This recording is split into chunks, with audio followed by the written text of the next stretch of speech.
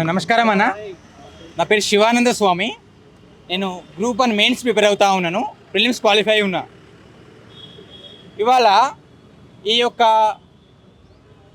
Mains పరీక్షలు మనకి schedule ప్రకారము అక్టోబర్ 21 నుంచి జరగాల్సి ఉంది. టీఎస్పీఎస్సీ ప్రకటించిన షెడ్యూల్ ప్రకారం. కానీ మాకున్న పరిస్థితులు ఏంటంటే దాదాపుగా ఈ కేసులు ఇవి గ్రూప్ 1 మీద ఫైల్ అయిన కేసులు ఇవి కొన్ని మాత్రమే. ఇవి ఇంకా దాదాపుగా ఇంకో 10-15 వరకు కేసులు ఉన్నాయి. దాదాపుగా 20-25 నుంచి 25 పైబడి కేసులు.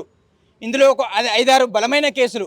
ఒక సోషల్ రిజర్వేషన్స్ పాటించకపోవడం కానీ, జియో నంబర్ 29 వర్సెస్ 55 కేసు కానీ, ఎస్టీ రిజర్వేషన్ కేసు కానీ, లేదా కీ మీద దాదాపుగా 14 కీ మీద మనము అబ్జెక్షన్స్ రేజ్ చేస్తే కనీసం 4 నుంచి 5 క్వశ్చన్స్ ఎవరు అడిగినా, ఏ చిన్నపిల్లలు అడిగినా అవి చేంజ్ అవుతాయని చెప్తా ఉంటారు మనకి.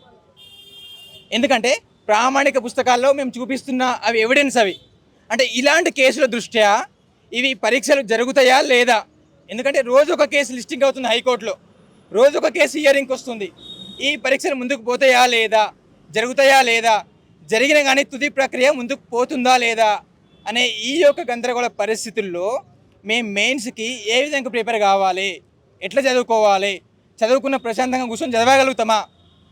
కాబట్టి ఈ యొక్క సంశయ పరిస్థితుల్లో మాకు ఒక చైర్మన్ గారు కానీ, ప్రభుత్వం నుంచి కానీ ఈ యొక్క సజావుగా పరీక్షలు ముందుకు పోతాయని చెప్పేసి ఎవరైనా ఇప్పటివరకు భరోసా కల్పించిన దాఖలాలు అయితే లేవు. ఈ పరిస్థితుల్లో మేము చదివేది ఎట్లా? ఈ యొక్క కేసులు ఎందుకు ఇన్ని కేసులు చూపిస్తున్నామంటే 2011 నోటిఫికేషన్ 2016 వరకు సాగదీయబడింది.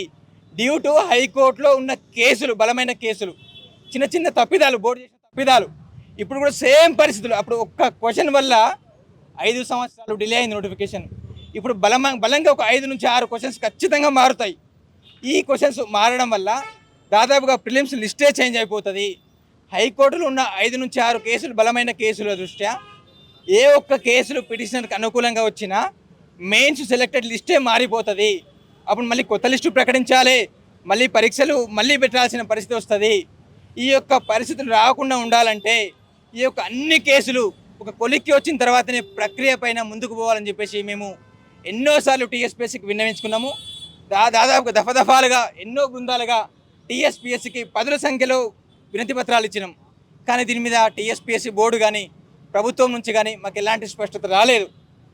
కాబట్టి ఈ యొక్క చిన్నపాటి ఆందోళన కార్యక్రమం, శాంతియుత ఆందోళన కార్యక్రమానికి కారణం ఏంటంటే అన్ని కేసులు ఒక కొలిక్కి వచ్చిన తర్వాతనే ప్రక్రియ ముందుకు తీసుకెళ్లాలని చెప్పేసి ఇటు బోర్డుని, అటు ప్రభుత్వాన్ని మేము రిక్వెస్ట్ చేస్తూ ఉన్నాము.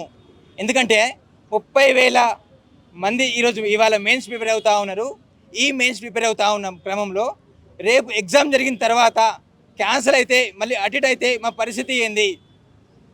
మొన్న మధ్యప్రదేశ్ హైకోర్టులో ఆ స్టేట్లో నోటిఫికేషన్ని 2019లో ఇచ్చిన నోటిఫికేషన్ని మొన్న ఆగస్టులో ఆ యొక్క స్టేట్ హైకోర్టు కొట్టేసింది.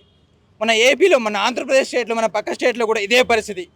సో ఇలాంటి దుష్టాంతాలని మేము కారణంగా చూపిస్తూ మన స్టేట్లో అలాంటి పరిస్థితులు రావద్దు అని చెప్పేసి మేము కోరుకుంటున్నాం. కాబట్టి ఈ యొక్క కేసులన్నీ కొలిక్కి వచ్చిన తర్వాతనే ఇంకో బలమైన కారణం ఏంటంటే ఇన్ని కేసులు ఉన్నాయి కదా హైకోర్టులో, ఏ ఒక్క కేసు కూడా ఆ TSPSC public service commission in టైంలో స్పందిస్తలేదు. నెలల తరబడి కౌంటర్ ఇవ్వకపోవడం వెనుక అసలు కారణం ఏంటి? నెలల తరబడి కౌంటర్ ఇస్తలేరు అంటే మా యొక్క అనుమానాలు బలంగా ఉన్నాయా లేదా? బలం చేకూరుతుంది కదా. కాబట్టి ఈ యొక్క పరిస్థితుల్లో బోర్డు కానీ, ప్రభుత్వం కానీ మాకు భరోసా ఇచ్చేదెవరు? ఈ మీరు ఎగ్జామ్ పెడితే ప్రక్రియ సజావుగా ముందుకు పోతుందని చెప్పేసి మీరు చెప్పగలుగుతారా? మాకు హామీ ఇవ్వగలుగుతారా? మొన్న కౌంటర్ ఇచ్చారు హైకోర్టులో. వాళ్ళు తప్పుడు కీల మీద వాళ్ళ కౌంటర్ ఏంటంటే తెలుగు అకాడమీ పుస్తకాలు ప్రామాణికం కాదంటున్నారు. అసలు ఏ పుస్తకాలు చదవాలి? ఇవాళ ఎన్నో ప్రైవేట్ పుస్తకాలను వాళ్ళు కౌంటర్లో పేర్కొన్నారు. వేరే పుస్తకాలు, అసలు ఏ పుస్తకాలు చదువుకోవాలి? ప్రైవేట్ చాలా ఎక్కడలేని పుస్తకాలు ఉంటాయి. రేపు మనం జరగబోయే గ్రూప్ 2లో కానీ, గ్రూప్ 3లో కానీ ఇలాంటి తప్పిదాలతోని, రాంగ్ క్వశ్చన్స్తోని మేము ఏదో ఒకటి ఆన్సర్ పెడతాము, ఏదో ఒక మేము సోర్స్ చూపిస్తాము. దానికి మీరు కరెక్ట్ ఆన్సర్ ఇవ్వగలుగుతారా? సో కాబట్టి మా యొక్క ఆందోళనకి అర్థం ఉంది. కాబట్టి దయచేసి మా ఆందోళనని, మా యొక్క ఆవేదనని అర్థం చేసుకొని పరీక్షలని ఈ యొక్క కేసులని కొలిక్కే వచ్చే వరకు తాత్కాలికంగా వాయిదా వేయాలని చెప్పేసి మేము టీఎస్పీఎస్సీ బోర్డుని ప్రభుత్వాన్ని కోరుతున్నాం అన్న. Thank you. Public service commission చేస్తున్నటువంటి ఒక దుష్టాంతమైన చర్యకు ఈరోజు శాంతియుతంగా గాంధీ గారు శాంతియుత మార్గంలో ఏ విధంగా స్వతంత్రాన్ని తీసుకొచ్చిండో ఆ విధంగా గాంధీ మార్గంలో మేము ఈ పబ్లిక్ సర్వీస్ కమిషన్ మీద గెలవాలని ఈరోజు గాంధీ గారి జయంతి చేసి గాంధీ గారికి వినతి పత్రాలు మేమందరం అందజేయడం జరిగింది. ముఖ్యంగా ఏంటంటే ప్రధానమైనటువంటి అంశము ఈడ 2 అంశాలు ఉన్నాయి. తెలుగును మీడియాని తొలగిస్తున్నాం అనగానే ఎక్కడెక్కడి నుంచో పుట్టుకొస్తారు. ఈ తెలుగు ఇండస్ట్రీలో ఉన్న సినీ ప్రముఖులు అయితేంది, నిర్మాతలు అయితేంది, దర్శకులు అయితేంది, ఈ తెలుగు గడ్డ మీద పుట్టి మేము పెద్ద పెద్ద అకాడమీల నుంచి అవార్డ్స్ తీసుకున్నామని చెప్పేసి కేంద్ర సాహిత్య అకాడమీ తీసుకున్నటువంటి వాళ్ళు, ఇక్కడ ఉన్నటువంటి కాలేజీ మీద పురస్కారాలు తీసుకున్నటువంటి వాళ్ళు, ఎప్పుడు లేస్తే అప్పుడు రవీంద్ర భారతిలో శాలువాలు కప్పుకునేటటువంటి వాళ్ళు, త్యాగరాజ సభలో గాన సభలో దండల మెడలు వేపించుకొని చప్పట్లు కొట్టించుకునేటోళ్ళందరూ ఈరోజు public service commission Telugu academy పుస్తకాలు ప్రామాణికం కాదు అని చెప్పి నిన్న కోర్టుకు అఫిడవిట్ను ఇచ్చిన అఫిడవిట్ కాకుండా అప్పట్లో కోర్టులో ఆర్గ్యుమెంట్స్ జరుగుతున్నప్పుడు సబ్మిట్ చేసినటువంటి ఆర్గ్యుమెంట్స్ ఇచ్చినప్పుడు తెలుగు అకాడమీ పుస్తకాలు కాదు, తెలుగు పుస్తకాలనే మేము ప్రామాణికము చేయము, తెలుగులో ఏదొచ్చినా మేము కోర్టులో ఆర్గ్యుమెంట్ చేయమని రెస్పాండెంట్ అడ్వకేట్ రాహుల్ రెడ్డి గారు చెప్పినప్పుడు, ఇక్కడ పిల్లలు ఆందోళన చేస్తున్నప్పుడు ఈ తెలుగును తలకెక్కించుకొని తిరిగేటటువంటి మేధావులను చెప్పుకోబడిన వాళ్ళు వీళ్ళు ఎక్కడ ఉన్నారని ప్రశ్నిస్తున్నాము.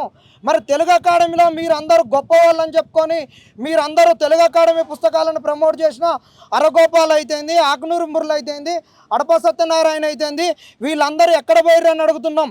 నిన్న కాక మొన్న మీ కెమెరాలు ఇటు తిప్పితే 21st సెంచరీకి వచ్చి ఇదే అడప సత్యనారాయణ గంట చక్రపాణి గంటలు మోగిచ్చి బాకాలు మోగిచ్చి చెప్పినటువంటి వాళ్ళు ఇవాళ ఎక్కడ చచ్చిర్రని అడుగుతున్నాం. మీ పిల్లలందరినీ అమెరికాలో, ఆస్ట్రేలియాలో, కెనడాలలో పంపించుకోరి. ఇదే ఆకునూరి మురళి ఒక ఇంటర్వ్యూలో అన్నాడు, ఇండియాలో నా పిల్లల్ని చదివించుకోను, ఇండియాలో ఏముంది నా పిల్లల్ని కెనడాకు పంపించిన అన్నావు.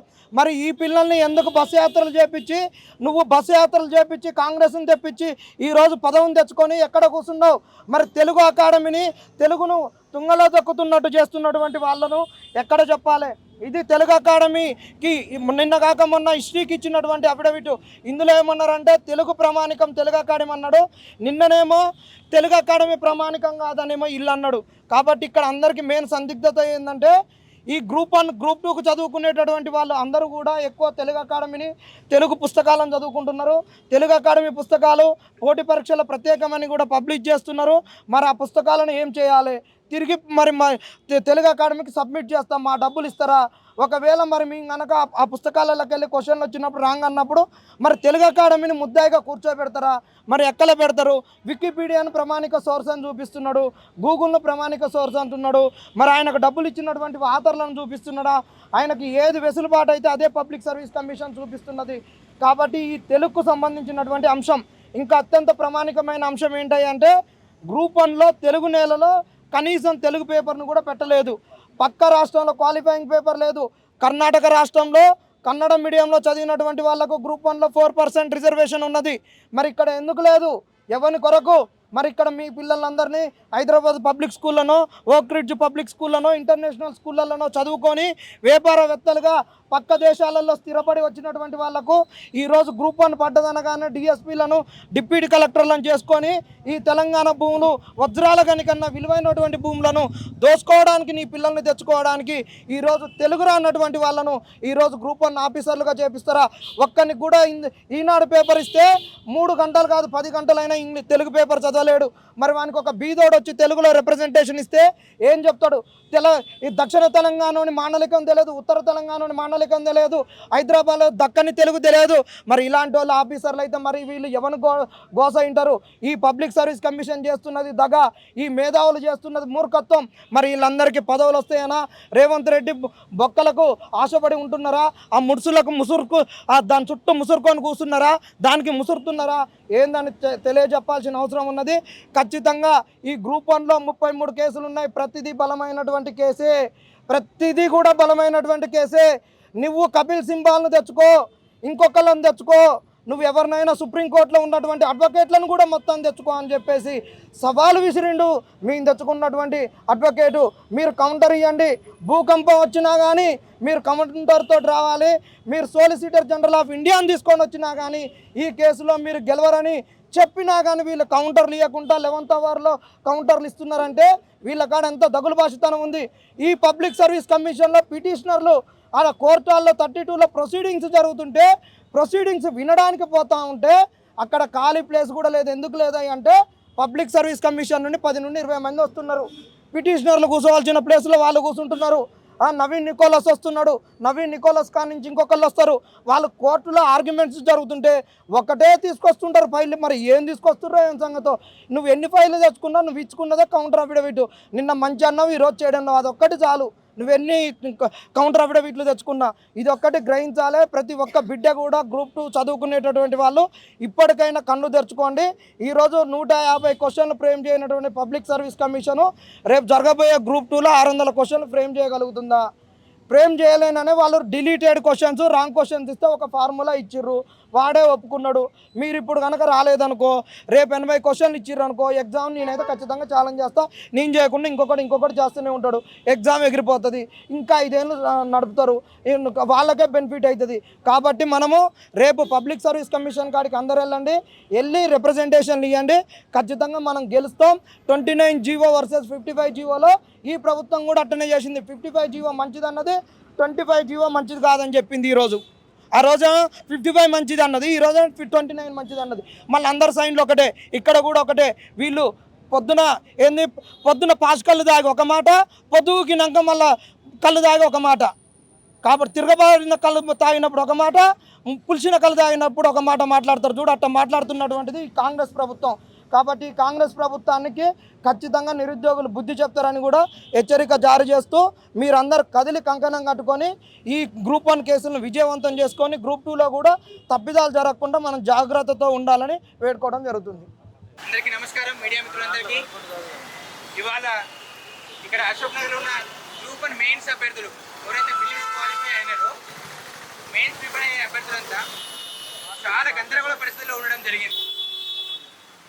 అంటే మెయిన్స్ ప్రిపేర్ కావాలన్నా వద్దా పరీక్షకి, ఎందుకంటే ఈ పరీక్షలు ముందుకు పోతాయా లేదా అనే ఒక గందరగోళ పరిస్థితి నెలకొన్నది. కాబట్టి ఈ పరిస్థితులు జరుగుతాయా లేదో, జరిగినా ఈ ప్రక్రియ ముందుకు పోతుందో లేదో అనే ఈ పరిస్థితుల్లో ఈ యొక్క పరీక్షను పెట్టడము సమంజసం కాదని చెప్పేసి ఈ యొక్క పరీక్షలన్నిటినీ, ఈ యొక్క మెయిన్స్ పరీక్షలని, ఈ లీగల్ కేసెస్ అన్ని, ఈ ప్రధాన కేసులు ఏవైతే ఉన్నాయో కోర్టుల్లో ఆ కేసులు తేలాకే పరీక్షను ముందుకు తీసుకెళ్లాలని చెప్పేసి ఆ యొక్క ప్రభుత్వానికి, టీఎస్పీఎస్సీ బోర్డుకి ఒక గుణపాఠం కావాలి, వాళ్ళకి జ్ఞానోదయం కావాలని చెప్పేసి ఇవాళ ఇక్కడ మహాత్మా గాంధీ గారి జయంతి వేడుకలు నిర్వహించి వారికి వినతి పత్రాన్ని సమర్పిస్తున్నాము.